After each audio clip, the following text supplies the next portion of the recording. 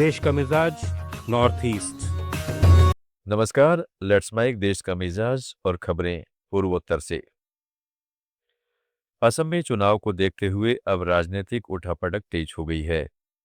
रायजोर दल के अध्यक्ष और शिवसागर के विधायक अखिल गोगोई ने कहा है कि विपक्षी पार्टियां भाजपा का मुकाबला करने के लिए एकजुट हो रही हैं। विपक्षी पार्टियां कांग्रेस नेता गौरव गोगोई को सीएम पद के चेहरे के तौर पर पेश कर रही हैं। एक टीवी इंटरव्यू में अखिल गोगोई ने कहा है कि 7 पार्टियों के नेताओं ने स्ट्रेटेजी अलायंस बनाने और सीट शेयरिंग पर चर्चा की है। असम में इसी साल विधानसभा चुनाव है। अखिल गोगोई ने कहा है कि गौरव गोगोई सैद्धांतिक रूप से इस प्रस्ताव पर सहमत हो गए हैं। उन्होंने बताया कि चर्चा में विपक्षी एकता बातचीत का मुख्य मुद्दा थी। असम के मुख्यमंत्री हेमंत बिस्व शर्मा ने दर्राक के राजाओं की विरासत को बचाने के लिए 50 करोड़ रुपए देने की घोषणा की।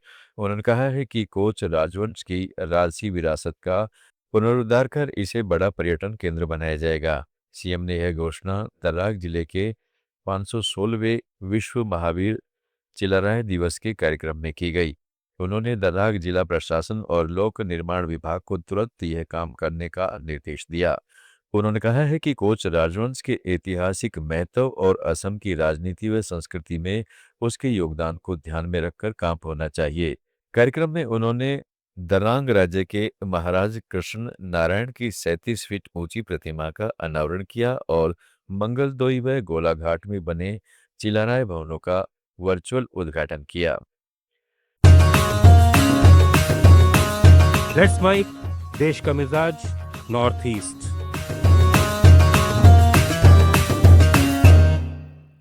मणिपुर में सोमवार को एक सार्वजनिक हस्ताक्षर अभियान शुरू किया गया है। यह अभियान सुप्रीम कोर्ट में याचिका दाखिल करने को समर्थन जुटाने के लिए है। याचिका में राष्ट्रीय राजमार्गों पर पे रोक-टोक, आवागमन और राज्य में कथित हिंसा के खिलाफ कार्रवाई की मांग की जाएगी।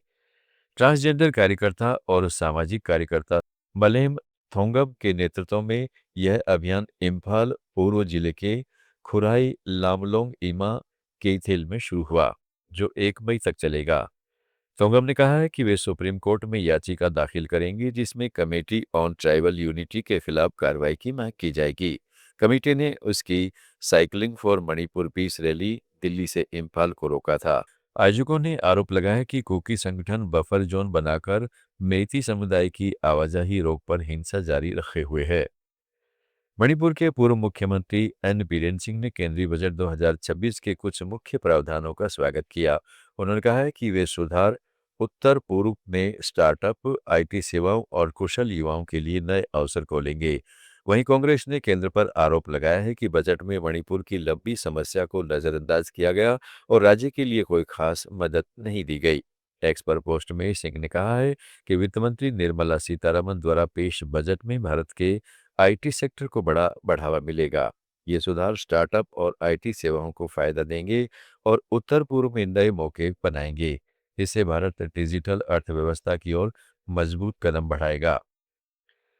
उत्तर पूर्व के राजनीतिक नेता और उद्योग विशेषज्ञों ने केंद्रीय बजट 2026 का स्वागत किया है। उन्होंने इसे क्षेत्रीय विकास के लिए दूरदर्शी बताया। इसमें बुनियादी ढांचा, पर्यटन, शिक्षा, एमएसएमई और व्यापार में आसानी पर जोर दिया गया है। अरुणाचल प्रदेश के मंत्री पासांग दोरजे सोना, पर्यटन और शिक्षा मंत्री ने कहा है कि बजट अब सिर्फ सहायता देने से आगे बढ़कर क्षमता बनाने पर फोकस कर रहा है। देश का मिजाज में फिलहाल इतना ही। जुड़े रहिएगा लेट्स माइक के साथ। आप सुन रहे थे let's mike more than radio. Follow कीजिए हमें हमारे सोशल मीडिया प्लेटफॉर्म्स पर। It's time for news. It's time for More Than Radio. Presenting the first radio news app, Let's Mic.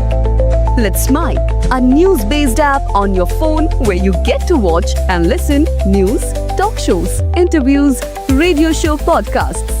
On Let's Mic, you get all relevant information of TV, print, radio, podcast, and digital.